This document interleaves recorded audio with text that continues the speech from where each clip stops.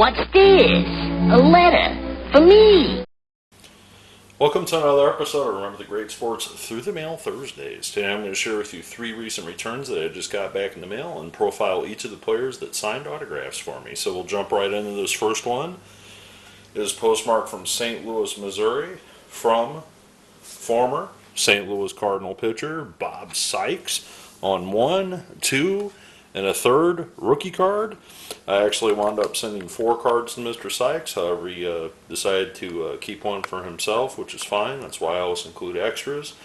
Very happy to get these back. This is the first return on the rookies pitchers card. Sykes is featured as a Detroit Tiger, so let me tell you about Bob Sykes and his career in baseball. Bob Sykes is a New Jersey native, and he was drafted in the 15th round out of Miami-Dade College in Miami, Florida. He signed with the Detroit Tigers, and at 19 years old, he was assigned to their rookie ball affiliate, where he would start 13 games for that rookie ball affiliate and post an 11-win, 0-loss record with a 1.07 ERA that year in rookie ball. Well, the following year, in 1975, he would be promoted to Double-A, and he would post a 14-10 record in 27 starts, which would garner him a promotion in 1976 to Triple-A.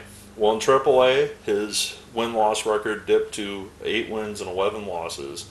But despite that, in 1977, he did get his shot at the major leagues, and he actually made the major league team coming out of spring training in 1977. In his first game, on April 9th, 1977, he was just 22 years old, and he pitched 4 2/3 innings and only gave up 2 hits to the Kansas City Royals, garnering 0 earned runs that game. He would stay in the Detroit Tigers pitching rotation, starting 20 games that season, but appearing in 32, posting a 5-7 record. Well, in 1978, he split time between Triple-A and Double-A. He posted some great numbers in just 4 games in Triple-A in 1978, posting a 4-0 record in just the 4 games he started. Well, going back to Detroit, he would appear in 22 games total that year, starting 10 of them, posting a 6-6 record with a 3.94 ERA. Well, it seemed that Sykes was going to be a part of the Detroit Tigers' long-term pitching staff. However, after the 1978 season, the Tigers decided to trade him to the St. Louis Cardinals for Aurelio Lopez and Jerry Morales. Sykes would start the year in 1979 with the Cardinals, and he would appear in just 13 games for the Cardinals due to some blood clots in his pitching arm. The following year, in 1980, he would bounce back, and despite the injuries and the blood clots, he would appear in 27 games, starting 19 for the Cardinals, posting a 6-10 record that season.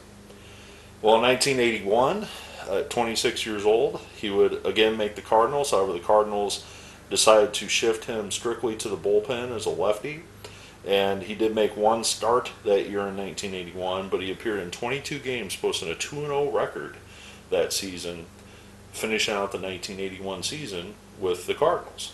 Well, after the 1981 season completed, the Cardinals made a bold move, and they traded Bob Sykes for little-known minor league outfielder Willie McGee.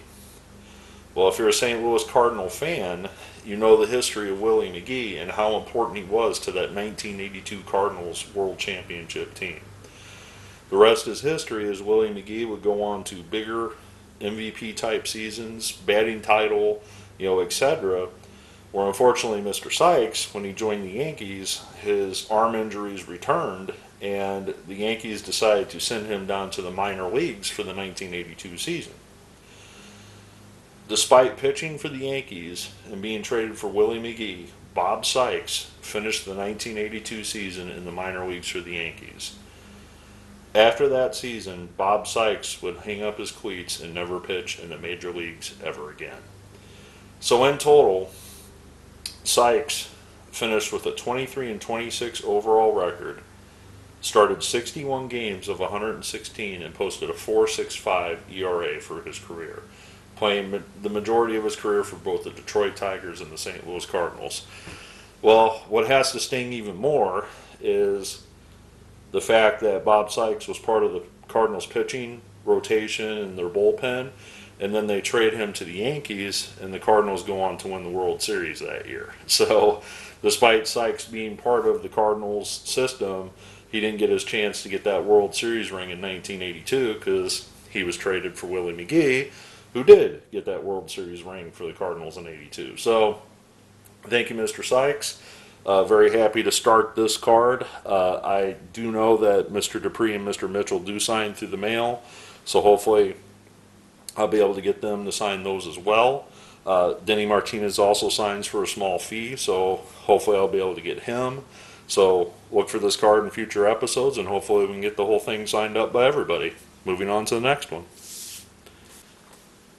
All right, so this next one, so the return is from former Cub / California Angel, Rudy Meoli, sorry if I said that wrong, Rudy Meoli on 404.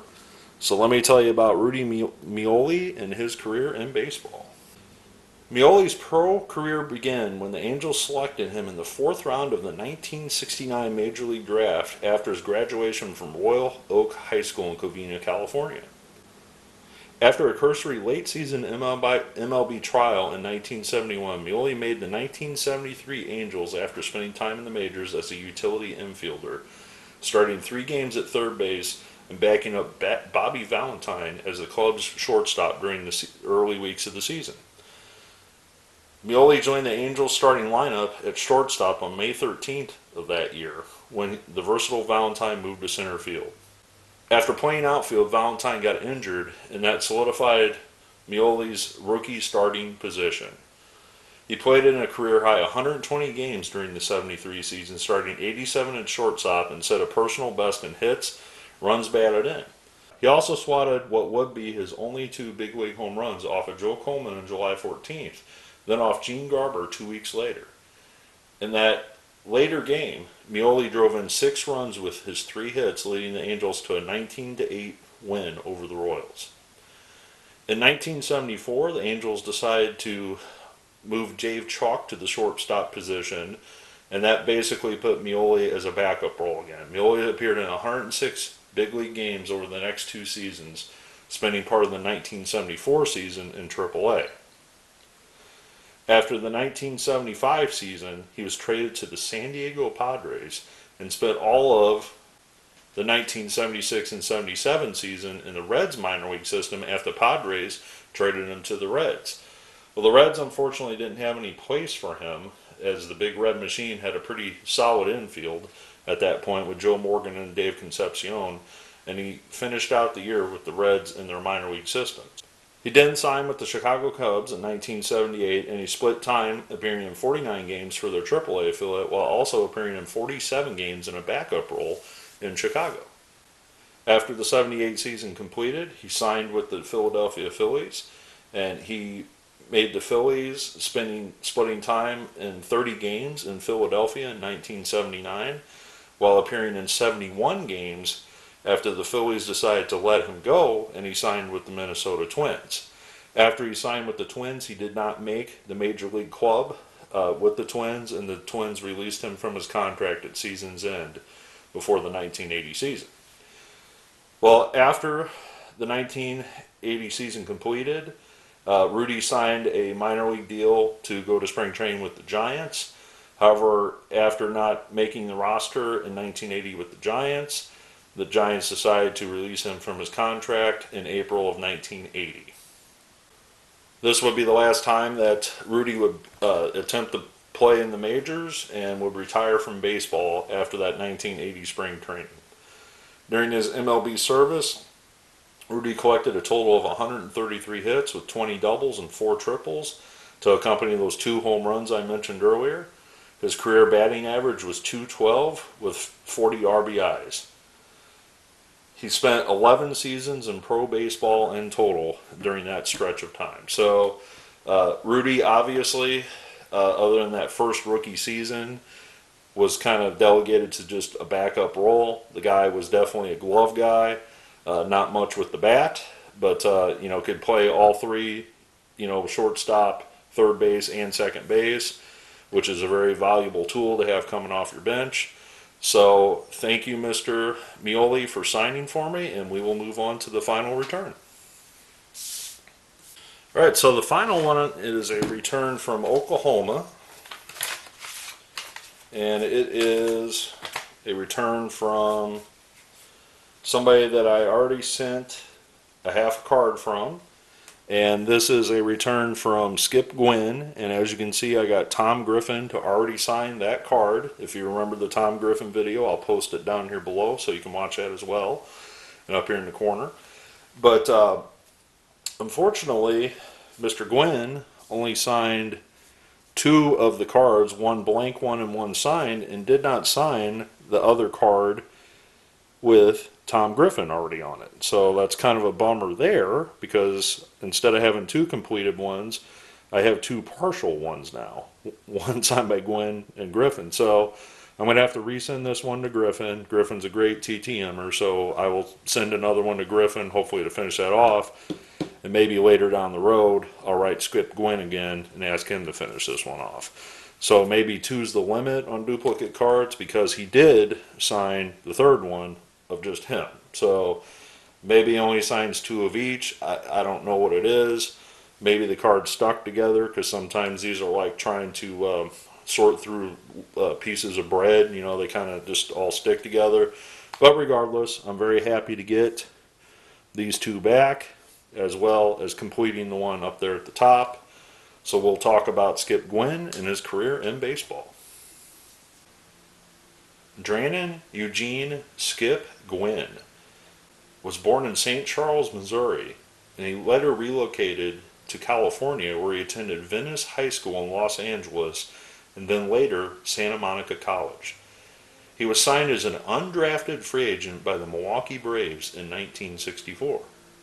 In 1965, pitching in the Florida State League, he had an 8-7 record with a 2.45 ERA, striking out 140 batters in just 120 innings pitched with a 10.1 strikeout ratio.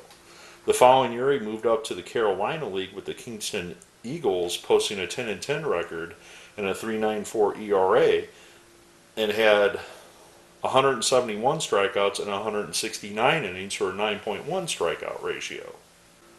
I apologize about my neighbor mowing or trimming in the background there. The following year, he'd spend in the minors again, but in 1968, he would split time between AA and AAA, appearing in 12 games before he got his call up to the major leagues with the Atlanta Braves at 23 years old on May 7th, 1968. He would appear in 3 games that year for the Braves, but would spend the majority of time between AA and AAA. Well, after the 68 season concluded, Skip was selected by the Montreal Expos in this 1968 expansion draft. However, the Expos decided to trade him on April 8th, 1969 to the Houston Astros, a relatively new team as well at that point. They'd been around a few years. And the Astros decided to put him in the major leagues as a relief pitcher. So Skip had a chance to be a left-handed relief pitcher for the Houston Astros in 1969, which is the rookie card there. And with the Astros, he appeared in 28 games, not as a starter, but all as a reliever, but he posted a 6.67 ERA.